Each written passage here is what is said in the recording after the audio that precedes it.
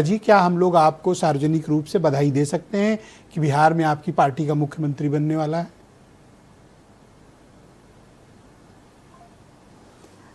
मेरी सभी को राम राम। और बधाई तो हमेशा स्वागत योग्य होती है, कोई आप गाली थोड़ी ना दे रहे हैं। अब तो बधाई देंगे, उसको मैं बहुत खुशी से स्वीकार भी करूंगी। बधाई कभी भी लौटाई नहीं जाती है, उसको स्वीकार करना पड़ता है और स्वीकार करना चाहिए। आप मुझे बधाई देना चाहते हैं तो बिल्कुल बधाई दीजिए, क्योंकि मुख्यमंत्री तो गठबंधन का ही होगा ना। तो यहाँ पर बेगानी शादी में अब्दुल्ला दीवानों की तरह अगर विपक्ष नाच रहा है तो उनको नाचने दीजिए, क्या फर्क पड़ता है। और सबसे पहले तो मैं ये कहना चाहूँगी कि भाई नीतीश कुमार जी का जो भी रोल रहा है बिहार की राजनीति में, तो वो तो स्वर्णिम अक्षरों में लिखा गया ना। जंगल राज को मंगल राज कैसे बनाया गया, विकास की जो अलग अलग वर्टिकल्स हैं वो किस तरीके से उन्होंने उस पर विजय प्राप्त करी है, सब जानते हैं। एक दाग नहीं है उनके ऊपर।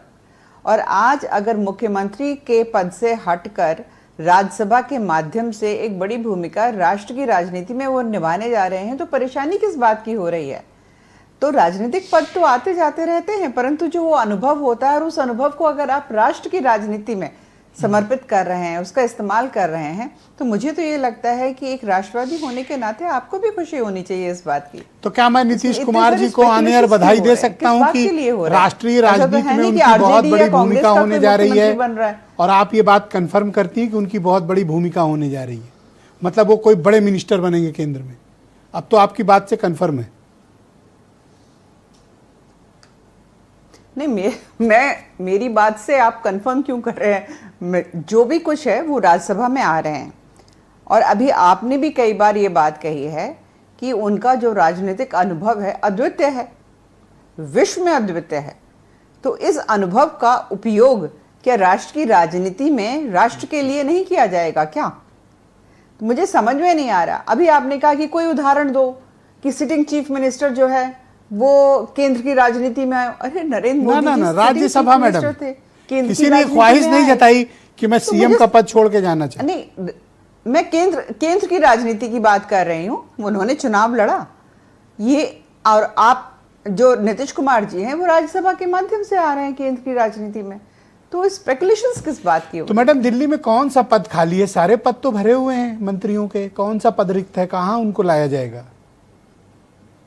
सब भरे हैं ना पद। हो सकता है नरेंद्र मोदी जी आपको बुला के इस बात पर चर्चा करें।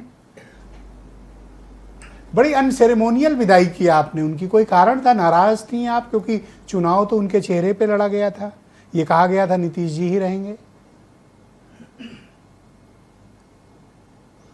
देखिए, मैं एक चीज जानती हूँ, जो भी मेरा थोड़ा बहुत अनुभव है राजनीति में, कि राजनीतिक पद जो है ना वो आते जाते रहते हैं, ठीक है। इनका विचारों का क्यों चला गया? आप उन पदों के माध्यम से इकट्ठा करते हैं, उसका उपयोग होना चाहिए, वो बेकार नहीं जाना चाहिए, तो उसका उपयोग होगा। जी जी, करेक्ट बात। आज काफी केयरफुल हैं बोलते वक्त, वो चाहती कि कम से कम।